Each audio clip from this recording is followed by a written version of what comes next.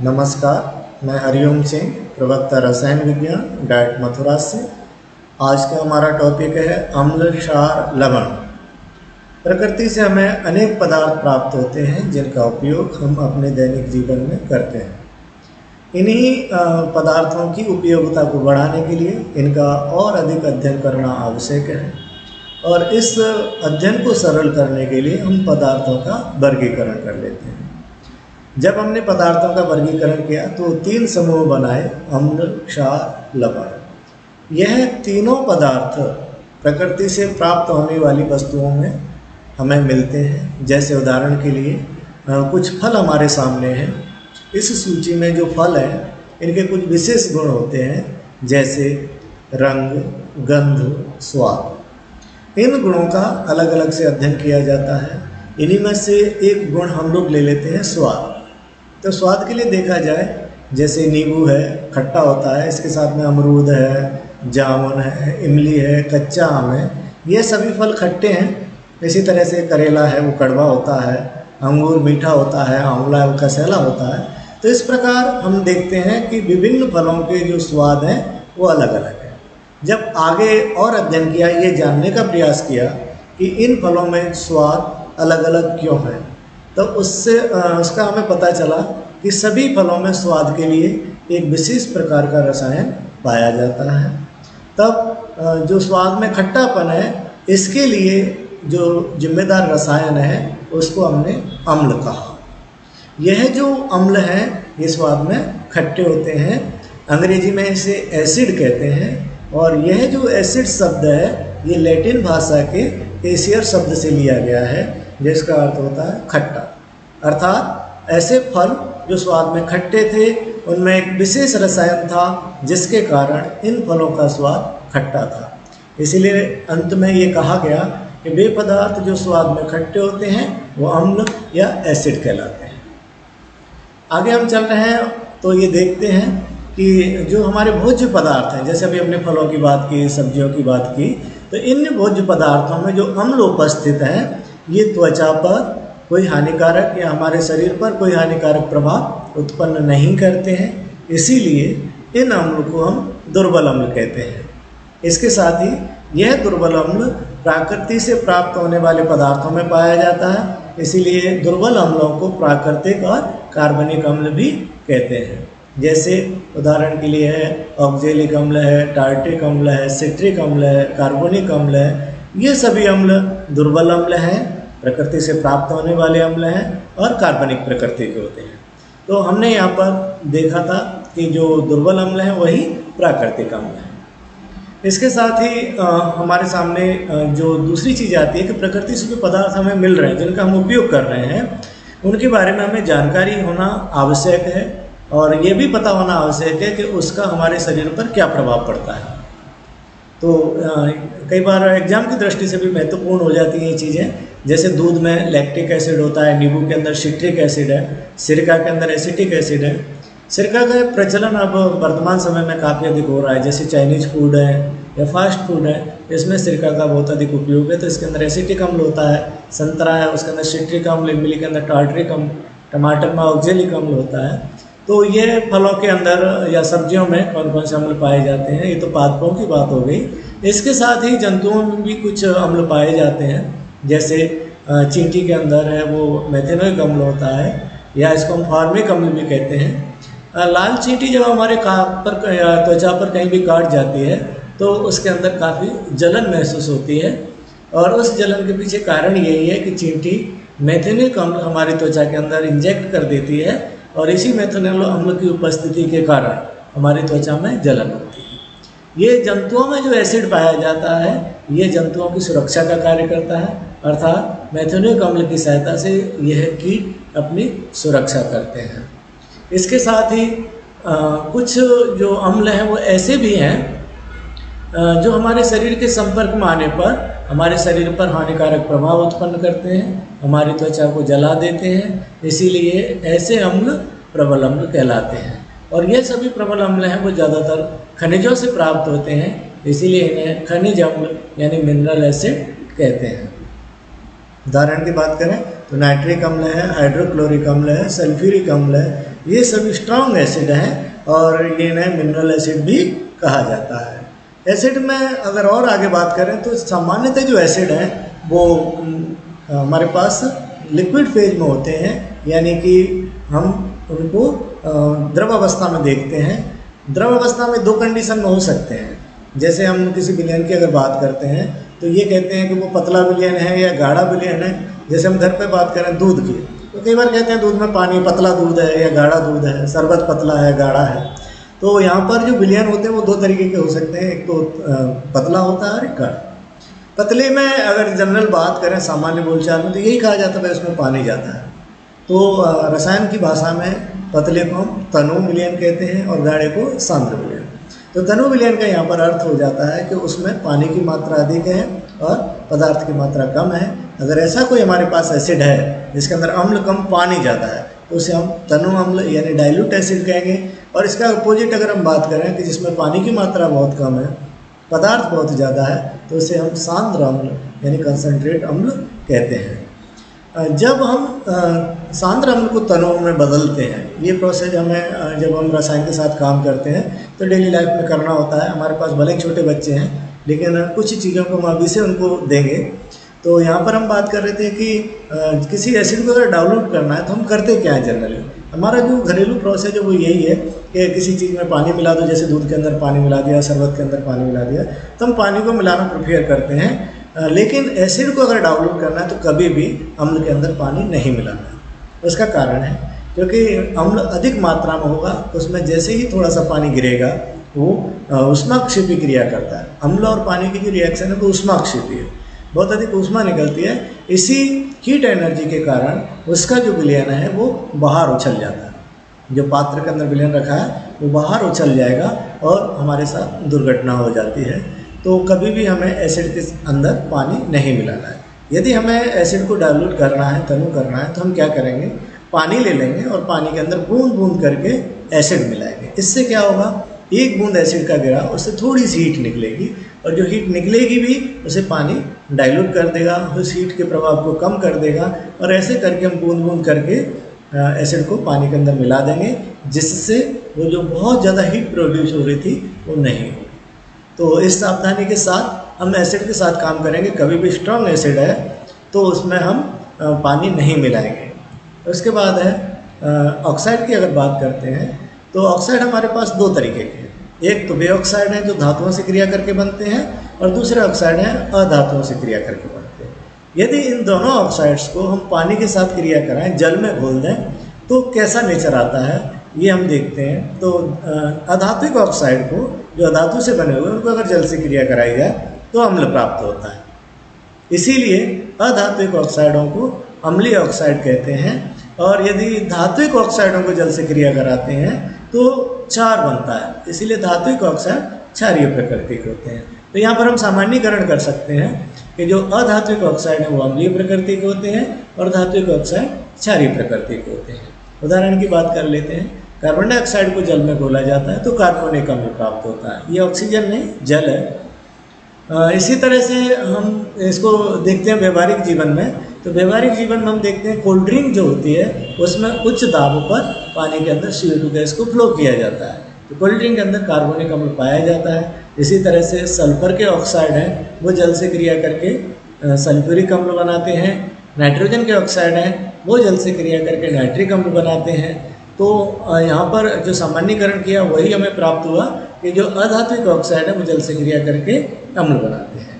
इसी के साथ धात्विक ऑक्साइड है वो जल से क्रिया करके क्षार बनाते हैं। जैसे उदाहरण के लिए हम देख पा रहे हैं, जैसे सोडियम हाइड्रोक्साइड है वो जल से क्रिया कर सोडियम ऑक्साइड है वो जल से क्रिया करके सोडियम हाइड्रोक्साइड बनाता है। इसी तरह से मैग्नीशियम ऑक्साइड है वो भी जल से क्रिया करके मैग्नीशियम हाइड्रोक्साइड बनाता है। अब यहाँ पर हमारे सामने एक नया शब्द आया क्षार, यानी कि धात्विक ऑक्साइड जल से क्रिया करके जो रसायन बनाते हैं उसको हमने क्षार नाम दिया। कैसे हम इसकी डेफिनेशन देंगे या कैसे इसकी पहचान करेंगे स्वाद के द्वारा।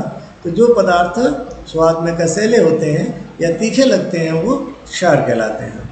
अब स्वाद में कसैले कैसा होता है, क्योंकि एसिड तो आपने देखा हुआ है, आपने नींबू का खाने में प्रयोग किया है, अमरूद को खाने में प्रयोग किया है, तो आप स्वाद जानते हैं खट्टा क्या होता है। लेकिन कसैला या तीखे स्वाद की आपने कोई चीज़ नहीं खाई होगी। तो इसके लिए हम व्यवहारिक जीवन में देखते हैं कहाँ पर इसके साथ हमारा कभी कनेक्शन हुआ है। तो कई लोगों ने घर पे वाइट वॉश करते हैं, वैसे तो अब नहीं रहा उसका युग, पुराने लोग हैं उन्होंने किया होगा। जब छत की पुताई करते हैं तो कई बार मुंह में गिर जाता है, तो वो जो चूना होता है, भुजा हुआ चूना, वो जब मुंह में जाता है तो वो क्षारीय प्रकृति का होता है, जो स्वाद लगता है कड़वा सा, कसैला सा, वो क्षार का स्वाद है। अगर आपने उसको नहीं देखा है तो आप लोग जो तम्बाकू बनाते हैं, पान बनाने वाले होते हैं, वो भी चूना लगाते हैं और उस चूने को आप टेस्ट करके देख सकते हैं, वो स्वाद होता है कसैला। इसके साथ ही अगर साबुन नहाते समय मुंह में चला जाता है तो वो भी कड़वा या कसैला लगता है। तो ये सभी कैसे हैं, क्षारीय प्रकृति के। हमें टेस्ट से हम पता लगा सकते हैं कि वो एसिड है या बेस।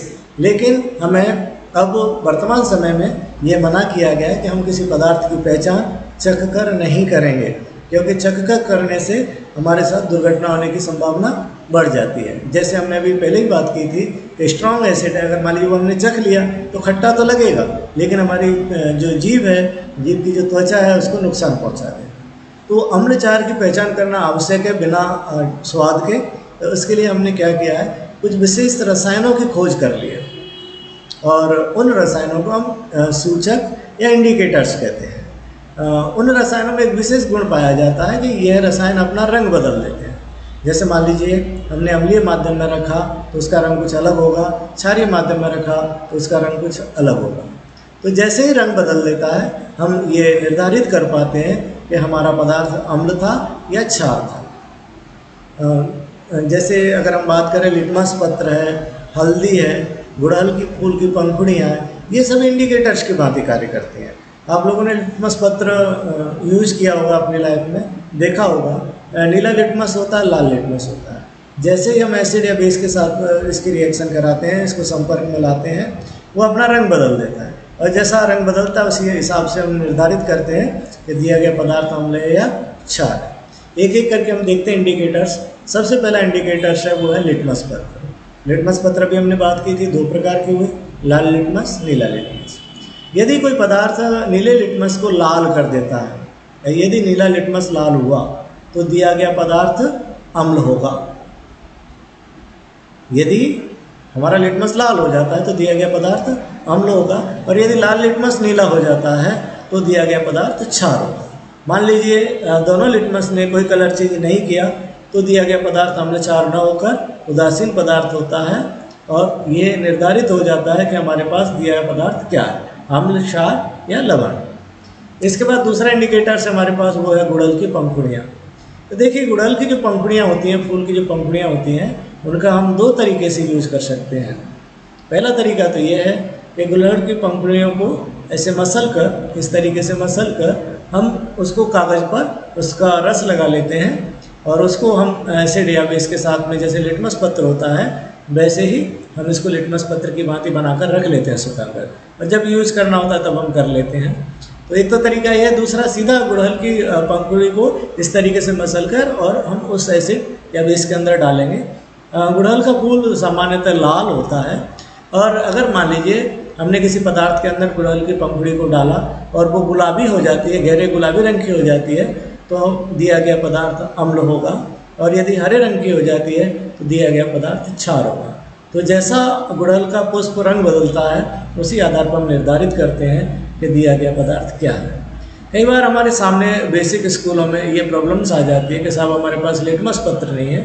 ऐसी कंडीशन में गुड़हल का फूल हमारे परिवेश में सामान्य रूप से मिल जाता है।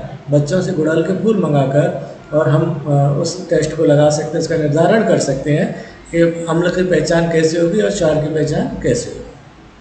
इसके साथ ही हल्दी का जो चूर्ण है वो भी इंडिकेटर्स की भांति कार्य करता है। आप लोगों ने देखा होगा, शादी ब्याह होते हैं या फिर खाना खाते समय सब्जी अगर कपड़ों से लग जाती है तो जो हल्दी होती है तो उसकी वजह से कपड़ों का रंग पीला पड़ जाता है, और एक स्थिति ऐसी आती है कि वो पीले से लाल हो जाता है। क्या आप बता सकते हो वो स्थिति कब आती है? वो स्थिति आती है जब हम साबुन लगा देते हैं। जब हमारी हल्दी के ऊपर साबुन लगा देते हैं तो जो हमारी हल्दी पीली थी वो लाल रंग की हो जाती है, और ये एक इंडिकेटर के रूप में काम किया। क्यों? क्योंकि जो साबुन होते हैं उसके अंदर क्षारीय पदार्थ मौजूद होते हैं, और उन क्षारीय पदार्थों के संपर्क में आने पर जो पीला रंग है वो लाल में परिवर्तित हो जाता है। तो इस तरह से हल्दी के पाउडर द्वारा भी हम ये पता कर सकते हैं कि दिया गया पदार्थ क्षार है या नहीं है।